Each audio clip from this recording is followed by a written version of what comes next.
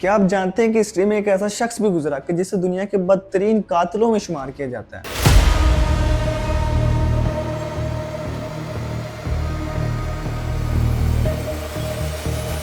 एक ऐसा नाम कि जिसने मुसाफिरों के दिलों में खौफ पैदा कर दिया।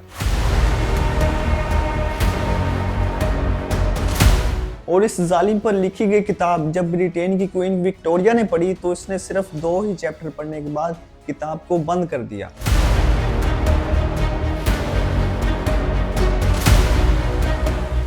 और इस पीले रुमाल से बहराम ने 931 लोगों का कत्ल किया।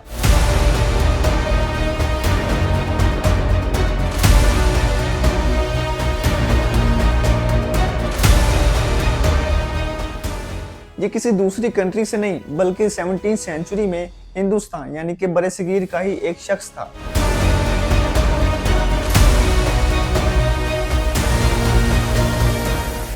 और आज हम बात करेंगे ठग बहराम की, वो ठग बहराम की जिसे हिस्ट्री ने सबसे बड़े सीरियल किलर के तौर पर याद रखा। बरसगीर में ब्रिटिश गवर्नमेंट आने से पहले ठग बहराम ने हिंदुस्तान की सड़कों पर वो मौत का रक्स पेश किया कि जिसकी मिसाल नहीं मिलती। Guinness book of world record के मुताबिक ठग बहराम ने तकरीबन 931 लोगों को अपने हाथों से कत्ल किया। आज हम इस वीडियो में वक्त के पहिए को पीछे घुमाएंगे और ये जानेंगे कि कैसे एक आम सा शख्स ठगों का बादशाह बना और कैसे उसने ब्रिटिश गवर्नमेंट की नींदें उड़ा दी। ठग बहराम की इस कहानी को समझने के लिए हमें पहले ठगों को समझना पड़ेगा। ब्रिटिश गवर्नमेंट आने से पहले बरसगीर की सड़कें और तजारती रास्ते बहुत ज्यादा लंबे और डेंजरस हुआ करते थे और इन्हीं रास्तों पर एक खुफिया ग्रोह का बसेरा था कि जिन्हें ठग कहा जाता था। ये लोग मुसाफिरों के साथ दोस्ती किया करते और फिर उनके साथ सफर में शामिल हो जाया करते और फिर मौका मिलते ही वो मुसाफिरों को लूट लिया करते। ये सिर्फ लुटेरे नहीं थे बल्कि मुसाफिरों को लूटने के बाद इन्हें कत्ल भी कर दिया करते थे। और वो ठग ये दावा किया करते थे कि ये सब कुछ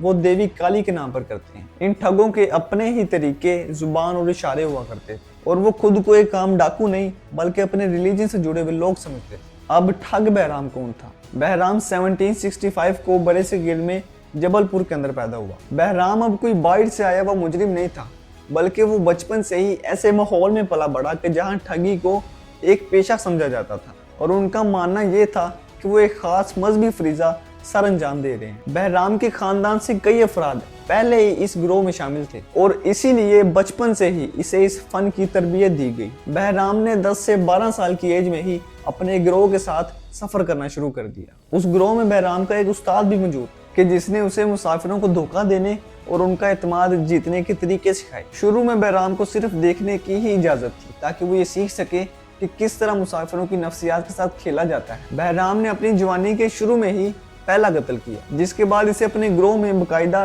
ठग का दर्जा मिल गया। इसकी जहानत, खामोशी और बेरहमी की वजह से वो अपने दोस्तों में बहुत जल्द मकबूल हो गया और सिर्फ 25 से 30 साल की उम्र में वो अपने ग्रोह का सरदार बन गया। बहराम की सबसे बड़ी ताकत इसके रुमाल चलाने की महारत थी। इसने कई सालों तक रुमाल से गिरा लगाने और इसे बिजली की तेजी से गर्दन के गिर्द घुमाने की प्रैक्टिस की। बहराम के पास एक खास पीला रुमाल था कि जिसके अंदर एक सिक्का सिला हुआ था। ये सिक्का गले की हड्डी तोड़ने में काम आता था और इस पीले रुमाल से बहराम ने 931 लोगों का कत्ल किया। इसका मकसद शोर शराबा किए बगैर अपना काम मुकम्मल करना होता था। कहा यह जाता है कि 1790 से 1840 के दरमियान यानी कि 50 सालों तक बहराम ने वस्ती हिंदुस्तान के रास्तों पर राज किया। बहराम की इब्तदाई जिंदगी में ये बात बहुत अजीब थी कि वो खुद को मुजरिम समझता ही नहीं था। इसका ख्याल था कि वो अपनी देवी की खिदमत कर रहा है। वो वारदात से पहले और बाद में खास किस्म की रसूमात अदा करता था जैसा कि गुड़ बांटना और खास इशारों की जुबान इस्तेमाल करना। तसव्वुर करें कि आप एक ताजिर हैं और आप दिल्ली से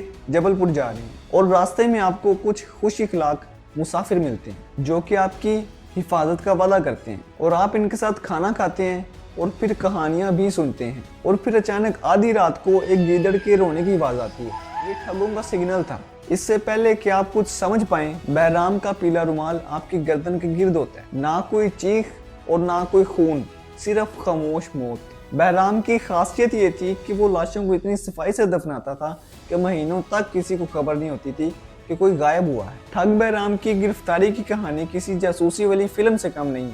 1830 में ब्रिटिश गवर्नमेंट मुसाफिरों के गुमशुदा होने की वजह से बहुत परेशान थी। इंग्लैंड से आए एक ब्रिटिश ऑफिसर विलियम स्लीमैन ने ठगी एंड डकैती डिपार्टमेंट बनाया और जिसका मकसद उन ठगों को पकड़ना था। विलियम स्लीपमैन ने एक मैप तैयार किया और उस मैप पर उन मुकामात की निशानदेही की कि जहां मुसाफिर गायब होते थे। बहराम इतना होशियार था कि इसे डायरेक्ट पकड़ना नामुमकिन था। विलियम स्लीपमैन ने कुछ छोटे ठगों को अरेस्ट किया और उन्हें फांसी से बचाने के बदले में अपने सरदारों के नाम बताने पर राजी किया, जिनमें से एक नाम बहराम के करीबी साथी का था। जब बहराम के उस करीबी साथी को अरेस्ट किया गया तो उसने बहराम के खुफिया ठिकानों और उसके काम करने के तरीके की मुखबरी की। बहराम को 1838 में जबलपुर के जंगलात में से गिरफ्तार किया गया। सोल्जर्स ने बहराम को उस वक्त घेरे में लिया कि जब वो अपनी नई वारदात की मंसूबाबंदी कर रहा था। उसे अचानक पकड़ा गया ताकि वो खुदकुशी न कर सके और ना ही फरार हो पाए। बहराम को जब अरेस्ट किया गया तो उसके चेहरे पर कोई डर